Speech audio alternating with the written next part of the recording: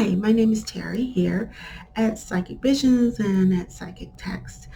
Um, so, I want to share with you a little bit about me and who I am so that you can get a feel for who you are getting a reading from um, when you ask a question on Psychic Vision or on Psychic Text. Um, I want to take this opportunity to help you to, get to know me a little bit, give you a little bit of a short bio, so that you'll know what you're actually getting when you get a reading from me. And so I think I'd like to share an experience with you, it also in telling you a little bit about myself. And I'm going to try to make this as quick as I can because I really only have a very, very short period of time. So I am a hoodoo practitioner, a tarot advisor, shadow worker, and a spiritual life coach. And I do a whole lot of other different things as well. But that pretty much sums it up what I do. Now, I do not practice hoodoo on psychic text or psychic vision. That is something that I don't do because not everybody accepts, my path. But it is my path. It is my spiritual path, and I'm very comfortable with it. But I do not impose that path on to other people, especially when I'm working for other platforms or psychic platforms who may or may not be open to it. But I just wanted you to know that this is who I am and this is what I do. So, as part of my spiritual practice, I do practice ancestral veneration. And every morning I get up and I go to my ancestor altar and I give my thanks and gratitude, just like a lot of people would do is when they say prayers or to God or Jesus or whomever their choice of higher power is. And I go to my altar and I say my gratitudes and I give thanks for my life, my breath, just being here today, for all of the wonderful things that have happened in my life and all of the lessons that I've learned from the challenges in my life. And then at the end of that particular practice, I'll pull a card. I do a daily draw. I pull a card from the tarot deck. And on my ancestor altar, I use the Hoodoo tarot deck to receive messages from my higher self, from my ancestors for the day. And so I ask, what message do you have for me today? And I pull a card. And so 2 days ago, I pulled a card and I pulled the Six of Coins. Now, the Six of Coins is a very, very interesting card in the Hoodoo Tarot. It's almost the same or similar to the Six of Pentacles or the Six of Discs or the Six of Coins in a traditional Rider-Waite system. But there's a little bit of a different backstory to the Six of Coins in the Hoodoo Tarot that's quite a bit different from other decks. And so what the story is about is a woman who has an itchy palm.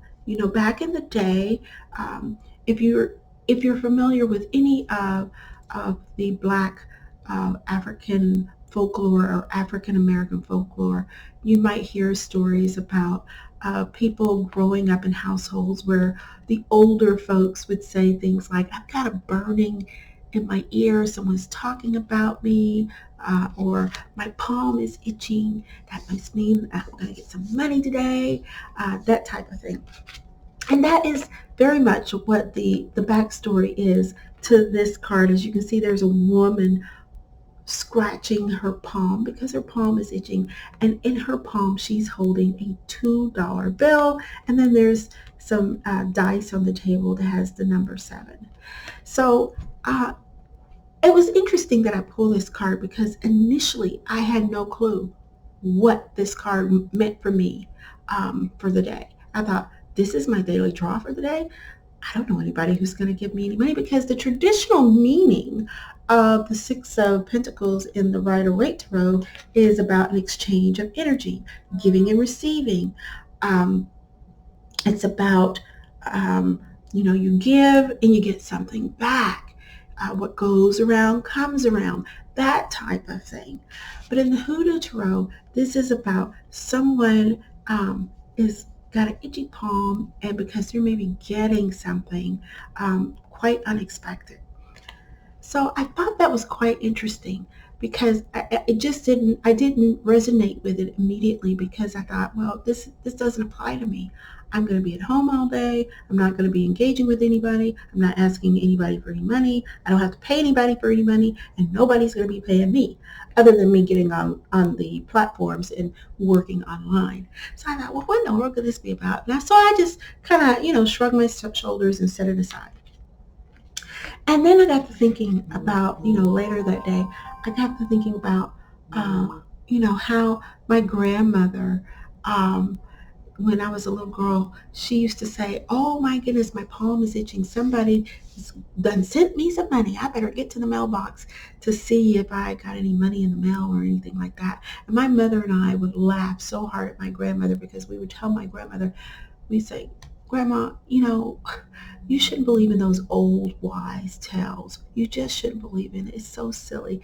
And we were just laughing. She said, yeah, you're laughing. You're laughing now. But you know what? You'll be surprised when I come back from the mailbox with something in my hands. And sure enough, my grandmother would wipe her hands on her apron because most of the time she was in the kitchen cooking and her hands would be covered with flour and stuff like that. So she would wipe her hands with her apron and off she goes down to the end of the driveway, which was quite a ways, and she would come back waving an envelope in the air because she had received something in the mail.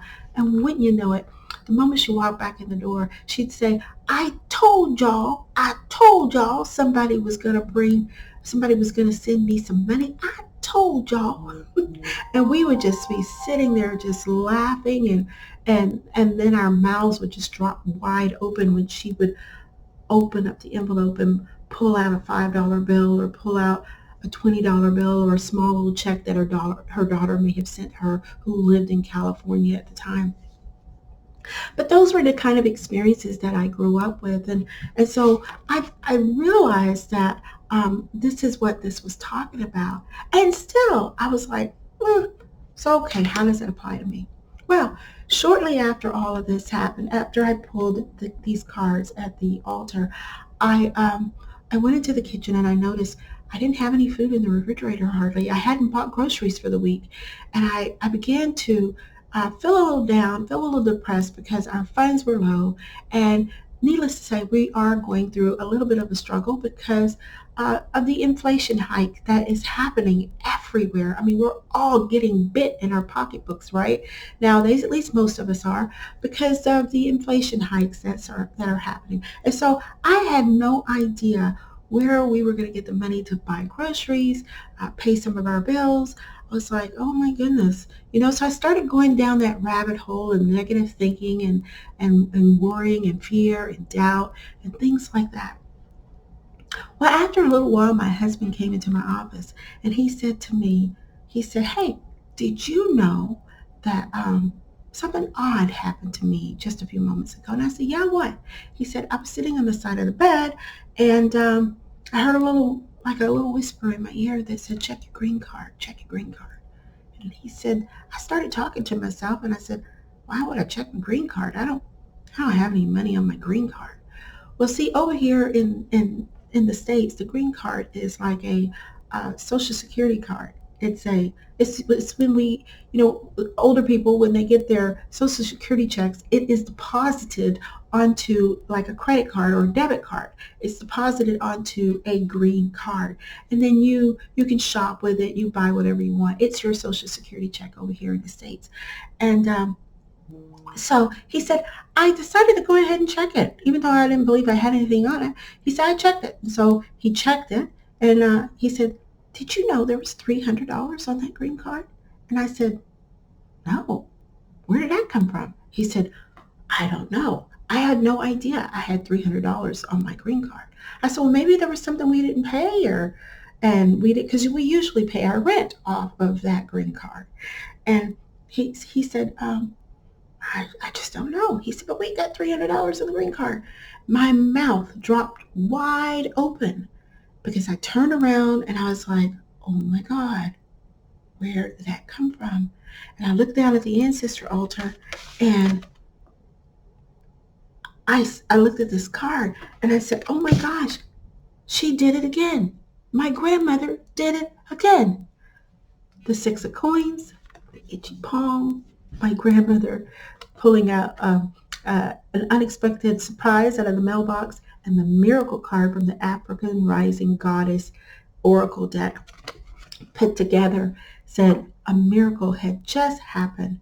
Money showed up out of the blue when we needed it. Oh my God, she did it again. And I literally said that when I looked at my ancestor altar. I said, oh my God, she did it again. And my husband went, huh? He had no clue what I was talking about. And I was like, never mind, let's go buy groceries. I tell you this experience because when I give you a reading, you may not have any clue what the heck I'm talking about when I give you a reading. When I give you the insight that I receive through my ancestors, through my spirit guides, who may have connected with your ancestors and your spirit guides, you may not have a clue what I am talking about at the moment. But things do unfold in an unexpected way. And it could be exactly the way I say it, or it could be similar. There could be a little bit of a twist to it. There could be a little bit of a change. Nevertheless, you will receive some type of insight or understanding as to what the reading actually meant for you through my readings. So I hope that makes sense for you. Um, if you like a reading from me, hey, check me out. You'll be surprised at what you find out.